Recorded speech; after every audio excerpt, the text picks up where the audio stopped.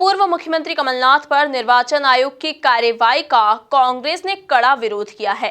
राज्यसभा सांसद और कांग्रेस के वरिष्ठ नेता विवेक तन्खा ने कार्रवाई को गलत बताते हुए सुप्रीम कोर्ट जाने की बात कही है।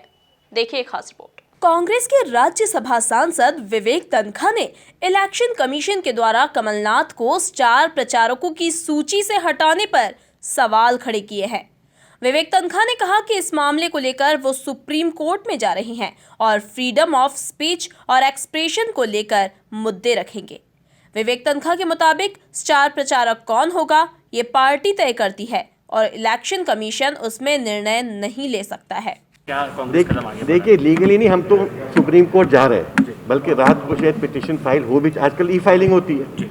हम लोगों ने कुछ अच्छे मुद्दे उठाए हैं, फ्रीडम ऑफ स्पीच और एक्सप्रेशन, इलेक्शन के दरमियान किस तरह से लीडर्स को आप अंकुश जो लगाना चाहते हो, किन बातों पे लगाओगे, इलेक्शनरिंग पे नहीं लगा सकते। और दूसरा जो लिस्ट बनती है, ये लिस्ट तो पार्टी की लिस्ट होती है। स्टार प्रचारक कौन होगा ये बीजेपी, कांग्रेस, समाजवादी पार्टी वो डिसाइड करेंगे हमारे स्टार प्रचारक कौन होंगे। इलेक्शन कमीशन ना तो उसमें किसी को ऐड कर सकती है, ना किसी को सब्सट्रैक्ट कर सकती है। विजय वर्गीय के चुन्नू मुन्नू वाले बयान को लेकर तन्खा ने कहा कि हम उन सभी बयानों को अपनी पिटीशन में डाल रहे हैं जो भाजपा नेताओं ने दिए हैं। साथ ही उन्होंने कमलनाथ पर हुई कार्रवाई को बीजेपी की साजिश करार दिया। बातें अपनी पिटीशन में डाल रहे हैं कि बीजेपी के लीडर्स ने कौन कौन सी बातें पब्लिक डोमेन में की है, वो पिटीशन का पार्ट होगी। और हम वो बताने वाले हैं कि जब बीजेपी के लोग कहते हैं तो आप उनको कुछ नहीं कहते हो।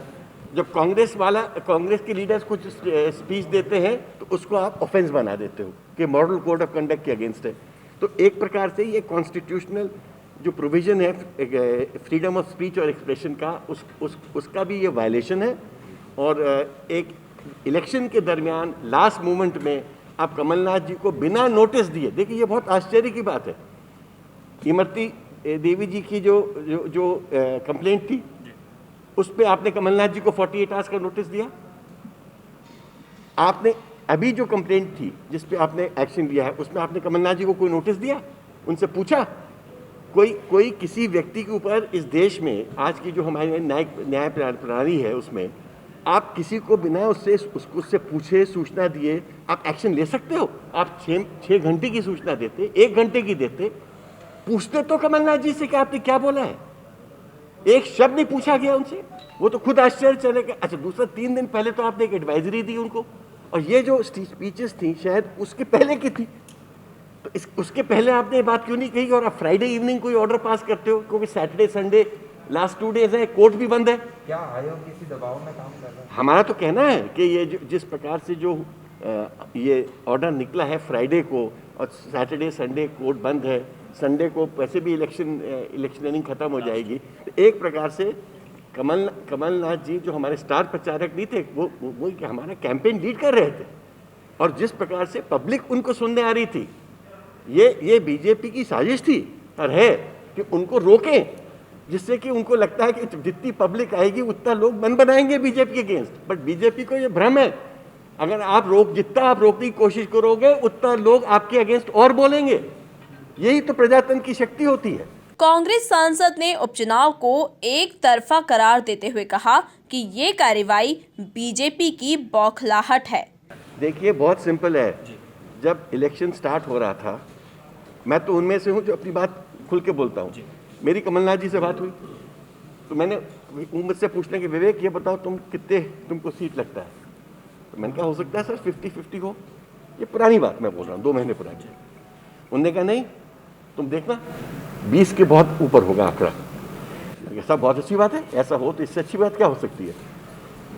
थोड़े दिन बाद फिर हम लोग ने रिव्यू किया, और जब ये भीड़ आने लगी तो फिर हमको बीजेपी के मित्र भी बोलने लगे, अरे ये तो कांग्रेस की तरफ प्रति झुकाव है। आप लोग बोलने लगे, पूरी मीडिया हमको बोल रही थी, कह रहे ये तो कांग्रेस की तरफ झुकाव दिख रहा है। अब आज के दिन बीजेपी समझ रही है कि ये एक तरफा चुनाव हो गया है, और वो ये जो कल का जो ऑर्डर है, ये बीजेपी की जो कंप्लेंट है उस बौखलाहट का एक प्रतीक है। वो हारने से डरते हैं और उनको पता है कि इस हार से उनकी सत्ता खत्म हो जाएगी। सर, इस पिटीशन में आज हियरिंग होगी क्या किस तरीके से? देखिए, पिटीशन में आज हियरिंग हो कि पता नहीं सैटरडे संडे है कि कल हो या मंडे को हो, उससे हमको बहुत ज़्यादा इसलिए अंतर नहीं पड़ता अभी आज के दिन, क्योंकि कमलनाथ जी अपने कार्यक्रम में आज आ रहे हैं। बहुत होगा तो खर्चे में आप ऐड करोगे। तीसरा, उस कमलनाथ जी के साथ दूसरे स्टार प्रचारक भी आ रहे हैं, तो मुझे पता है देश का कानून कि वो जो प्लेन आ रहा है उन प्रचारकों के लिए आ रहा है। तो हमारे पास बहुत तरीके हैं उसको एक्सप्लेन करने के, और हम लोग एक्सप्लेन करेंगे जब वक्त आएगा। इलेक्शन कमीशन पर दबाव को लेकर तनखा ने कहा कि अब सुप्रीम कोर्ट को गाइडलाइन देना चाहिए जिससे कि चुनाव कैसे हो ये पता चल सके। विवेक तनखा के मुताबिक चुनाव एक फेस्टिवल है और उसमें आरोप और प्रत्यारोप की बातें तो होती रहती हैं। देखिए, ये डिपेंड करता है, ये जो केस होगा, और मैंने आज अपने एडवोकेट ऑन रिकॉर्ड को गाइड भी किया है कि एक प्रेयर ये डालो कि सुप्रीम कोर्ट को अब समय आ गया है, गाइडलाइंस देनी चाहिए कि इलेक्शनरिंग किस तरह से होगी, क्योंकि अगर आप इलेक्शनरिंग को इस तरह से रोकोगे और लोगों को आलोचना भी नहीं करने दोगे, आलोचना के इलेक्शन में कुछ इन्वेंडोज होंगे। क्या ट्रंप नहीं कर रहे हैं? क्या जो बिडेन नहीं कर रहे हैं? क्या यूके में नहीं होता है? अरे वर्ल्ड में होता है भाई। तो अगर मजाक नहीं बनाएंगे, कुछ हंसी मजाक नहीं होगा बोलने बालने में, तो इलेक्शन किस बात का? आप इलेक्शन को फेस्टिवल ऑफ इंडिया, अब ये फेस्टिवल है, चुनाव भी एक प्रकार से पब्लिक डेमोक्रेसी का एक फेस्टिवल होता है, उस फेस्टिवल को होने तो दो। बता दें कि इस मामले में विवेक तनखा और कपिल सिब्बल अब सुप्रीम कोर्ट में कमलनाथ की तरफ से इस पूरे मामले पर पैरवी करेंगे और कमलनाथ का पक्ष सुप्रीम कोर्ट में रखेंगे। विवेक तनखा के मुताबिक इस मामले पर जल्द ही सुनवाई हो, इसके लिए भी वकीलों की तरफ से बात की जाएगी। इंदौर से एमपी न्यूज़ के लिए धर्मेंद्र यादव की रिपोर्ट।